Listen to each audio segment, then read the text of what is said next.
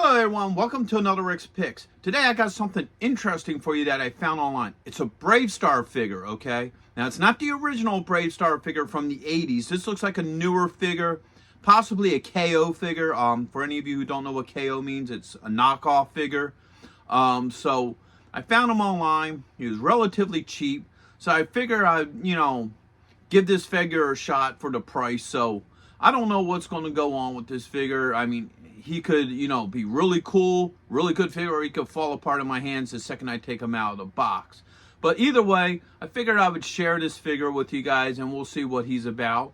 So first off, if you do like this video, go ahead and hit that thumbs up, share, and subscribe buttons. They're all small clicks for you, but it'll really help this channel grow. So without any further ado, let's take a look at this guy.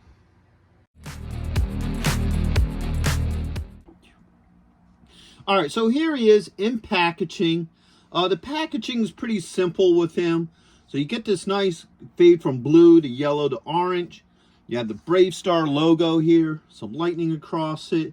Now, you're not going to be able to see this figure very well in this packaging because the company I got it from put a shipping label sticker right on the front here. So you could probably see it, but you're going to get a little bit of a haze because of the sticker being put on there. So that's not a flaw with the actual figure or case. That's just the company that shipped it.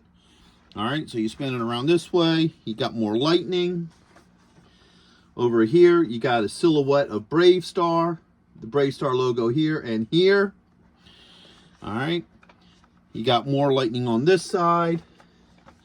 Once again, they put a packing sticker over the Bravestarr logo.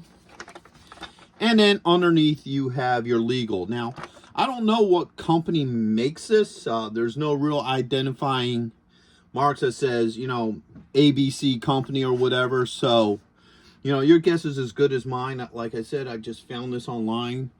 It was a decent price. So I figured, give it a shot. So, with all that being said, let's open him up and see what he's about.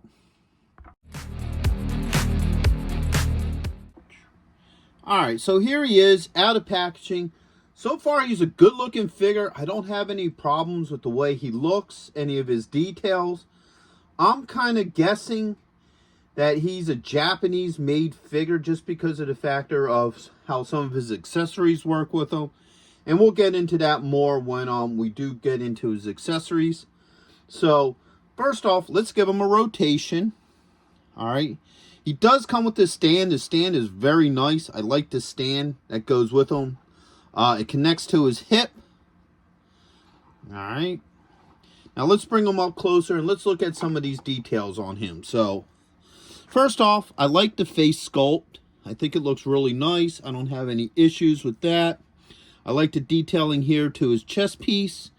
They do have a little bit of a fade in his colors, so you got your yellow, but they have an orange mix on it, which is really nice. I kind of like that. And in the back, you get his, straps here and what have you. So overall, I think he's a decent looking figure. I don't have any problems with the way he looks. All right. So now he does have a couple points of articulation. So the head does move. It's on a ball joint. You got a shoulder joint here, a bicep joint, an elbow joint, and you got a wrist joint. All right. You go into his torso. Oops, get that arm up. You have a joint here underneath the ribs, and you have one at the belt line. So you get a really nice range of movement in the body. I don't have any issues with that. You got a nice thigh joint here, a knee joint. You have an ankle joint here. Here, let's spin them this way. And you do have a toe joint. Now, the one thing about this figure is he doesn't have holes in the bottom of his feet. So you either have to A, use this stand, or B, any kind of stand that clips onto the waistline. So at this point, overall, he isn't a bad figure. Probably the one flaw I can find in his body is if you look at the shoulders, the joint here, you can see inside on either side. But I think that's just allowed so you have a better range of motion. All right, allows the shoulder to move better in there. So, that's probably the only real flaw I see at this point in the actual figure. because so far he's actually not a bad looking figure.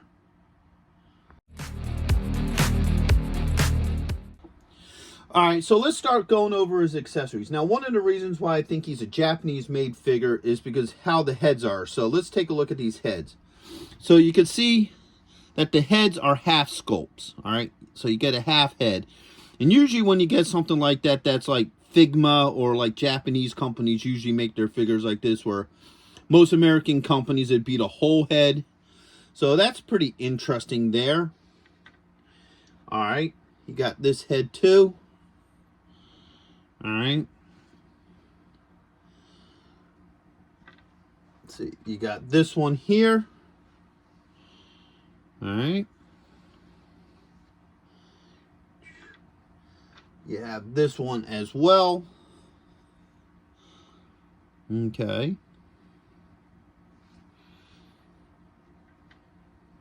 And then you have the back hair.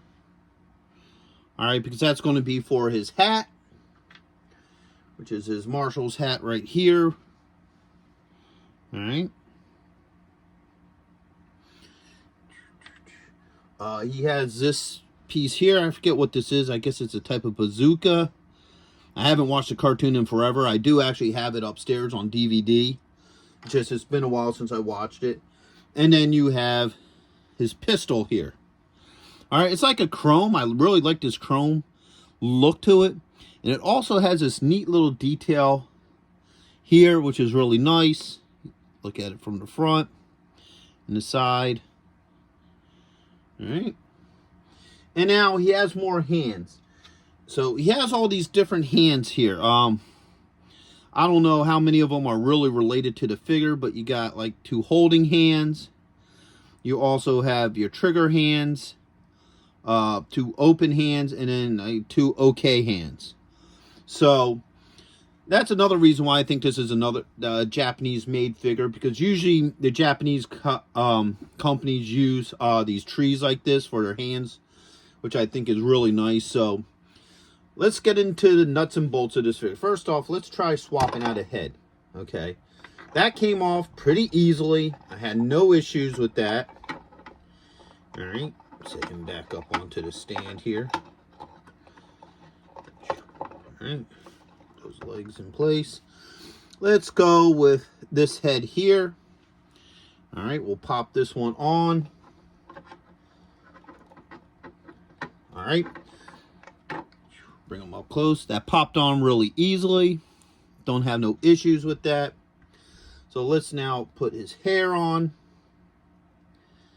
All right, so that sits like that. And now let's put the hat on. Oops. So, all right. So as you see, the hat and the hair fits well. No issues with any of that. Okay. So that all comes together pretty nicely. I will say some of these joints are a little loose. Not like badly loose to where like they jingle all over the place, but they are a little bit on the loose side. So now that we see how well the heads swap, let's take a look at these hands. So let's pop this one off. Came off really easily. Had no issues with it. Alright. Pop this one on. Alright. So that hand came on and off really easy. Had no issues with it. Okay. So let's get his gun. And these fingers are really, really soft. They're really soft. So you can get this gun in and out of his hands very easily. Okay. So there you go. Let's take him off of here.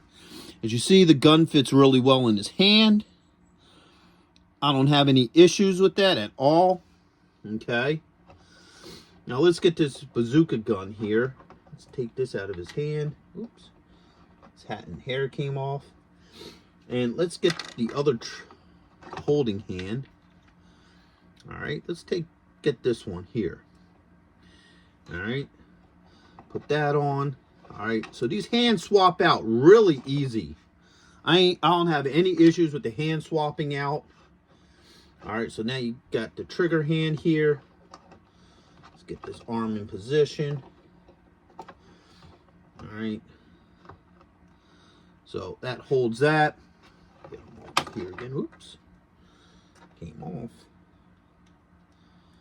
Alright, so there we go. So as you see, you can have him hold the cannon with both hands. No issues with that at all. Alright. So now here's a neat thing about this figure, okay? The stand here opens up and you have a case inside. So you can put all your spare hands, weapons, faces. Alright. So all of this stuff fits in really nicely in here. And it closes up. Just like that. So now all your accessories fit really nicely in this case, which is really neat. I haven't seen anything do anything like that, you know, with a case like this. Like I know a lot of your Figma figures, they come with a plastic bag that you could put all your accessories in. But I think it's really neat that they made a practical stand for him to where you could put all his accessories in here with no issues. And of course on the stand it says Bravestarr. Okay, so looks like all his accessories fit really nice with this figure.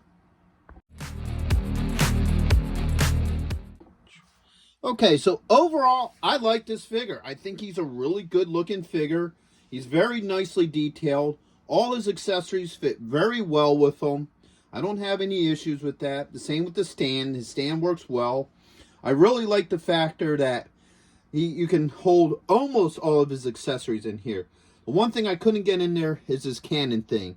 It's just a hair too wide to fit in there, so the case pops open just a little bit. But, you know, that's a minor issue. All his joints seem to work very well. You know, they're not really tight, but they're not so loose to where they're wobbly. I didn't need to use any heat or anything to get any of his joints to move. His hands and heads all swap out very easily. I didn't have any issues with that. And his weapons fit very well in his hand. So overall, I do like this figure. I think he's a really good looking figure. I think he'd go great with any of your other action figure collectibles, like from the 80s or what have you. So if you can find this guy, yeah, I would recommend him. So with that being said, I hope you all did like this review. If you did, go ahead and hit that thumbs up, share, and subscribe. They're small clicks for you, but it really helps this channel grow. So, until the next one, late.